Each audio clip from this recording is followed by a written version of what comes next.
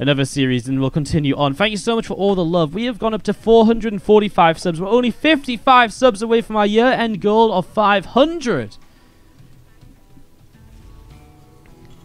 Bottom left-hand side, our blue Terran player is alive, sending SCVs across the map against the red Zerg. This is true. Wardy will be balls deep in Xmas balls in a few years. Aye, aye, aye. What's my microphone setup? I have an HSD 171 by AKG. It's about €200, €250 headset or something, I think. And it's plugged into a soundboard which goes into my PC. Proxy Barracks to get us started here in game number 1 of this next best of 3, this next TVZ that is up here today and coming through for you all. So let's get this rolling and see just what's going to really end up happening. Guys, you mentioned the tree looked like it was going to explode a while ago.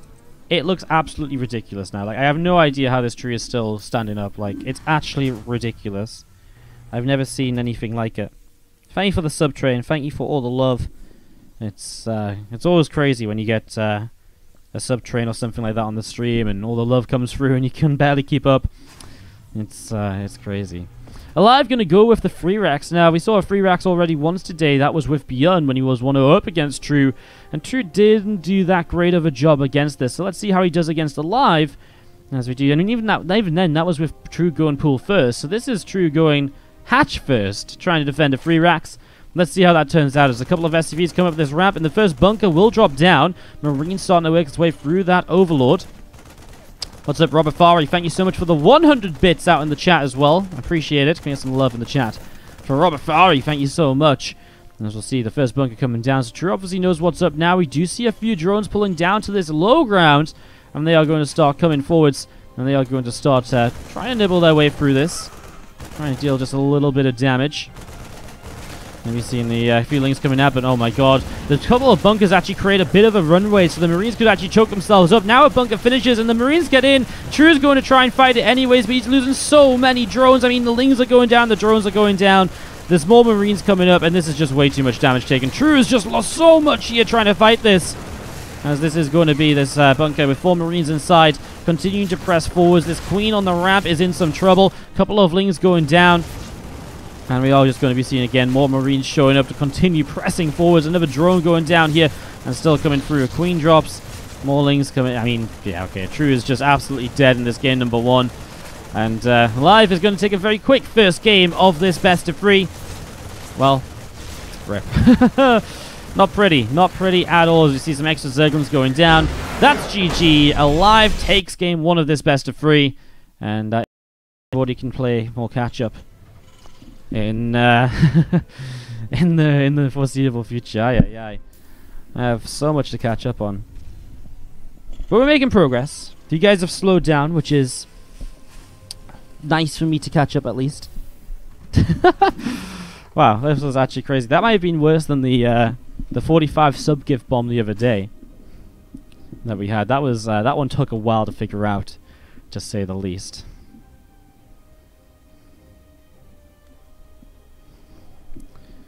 First Overlord coming across the map here. So we get this going. True just going to be setting himself up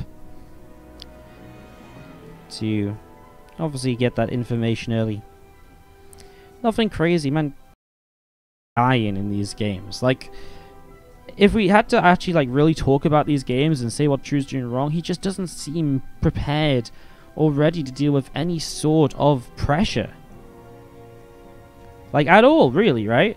Like, he just keeps on being caught out of position in bad spots time and time and time again, and it just keeps on. It really hurts him. It really, really hurts him. I mean, his TVZ today has not looked good so far. Against Time, against Beyond, he just dies to the same things. That's the thing.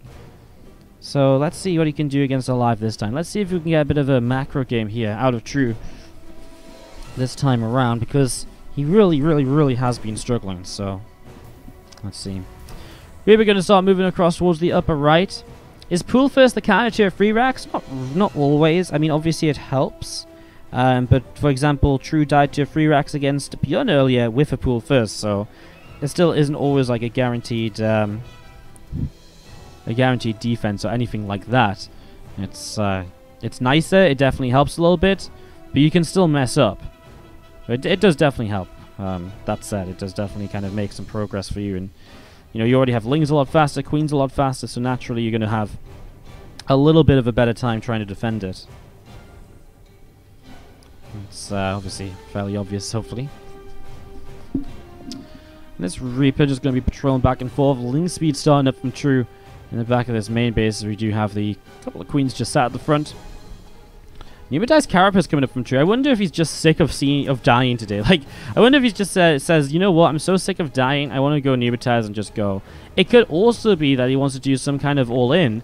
There's a couple of all-ins with kind of Roach Ling Queen drops that then, you know, Pneumatize Carapace is kind of essential for, because otherwise you're waiting about 5 years for the Overlords to move across the map. So, yeah, it's it's going to be interesting to see what he does with that, as you do see the Marines picking off an Overlord here, so that's unfortunate for True, losing that so early.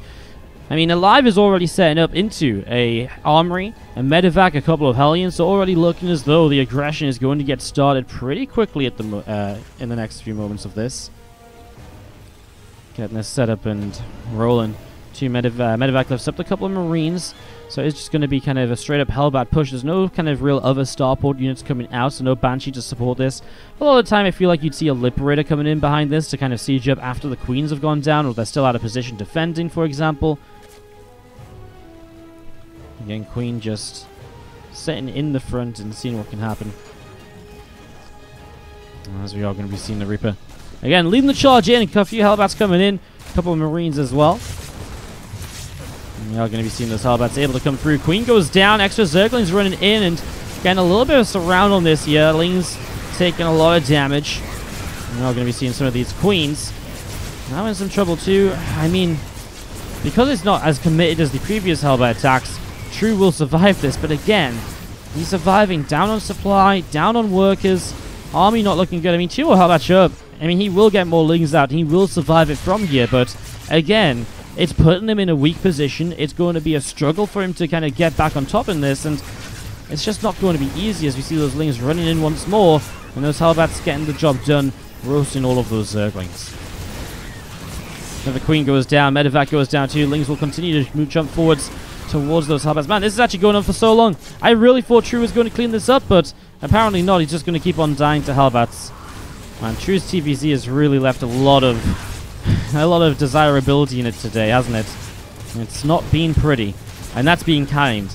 Like, he's just died to Hellbats again and again and again. At what point do you just make the change to start being able to defend these Hellbats? There's one Hellbat here is on 1 HP and he still can't kill it. True is literally just sacrificing a Ling or 2 at a time, it feels like. Hellbane runs by the third base to have a little bit of a look what's up. Oh my god, the Hellbats actually died. I can't quite believe it. I mean, now the Banshee's going to show up, and you know how prepared True is for a Banshee, guys?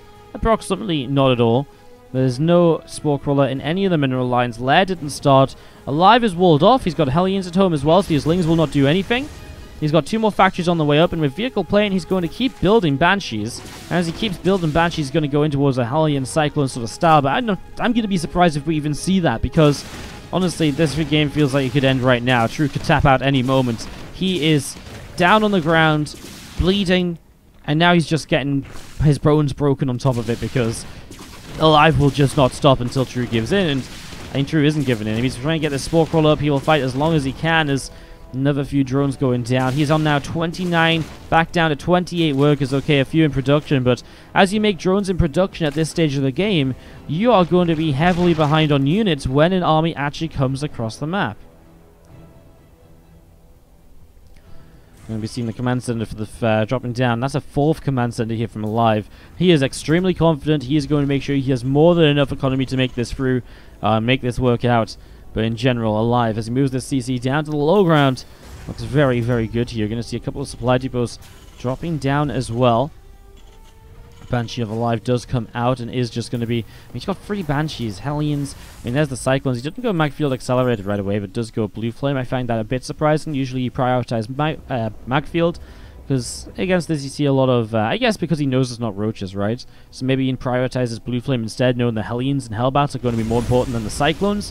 Whereas usually people are in a bit of a bad position, they realize it's mech, and so they start making Roaches, and that's where the Magfield comes in very useful, because it powers up that lock-on against the armored units. So here we go, units coming across. I mean, the 3 Banshees alone, I think, could probably do a lot to end this game, with Hellions and a Cyclone included. I mean, he comes on the creep, and True's already going to see how much trouble he's in. This on top of the fact that there's Blue Flame about to finish on his Hellbats. Banshees are coming in too. I mean, there's a Spine Crawl and 4 Queens. I'll let you guys do the math, as we're going to be seeing the... well, Queens just go down pretty much instantly. The Banshees are having a pretty good time. The Spine Crawler will drop, and True will lose the entirety of this 3rd base. Will he keep on fighting? Perhaps for a little while, but realistically, League is dead, and he will type out GG as aLive takes game number 2 of the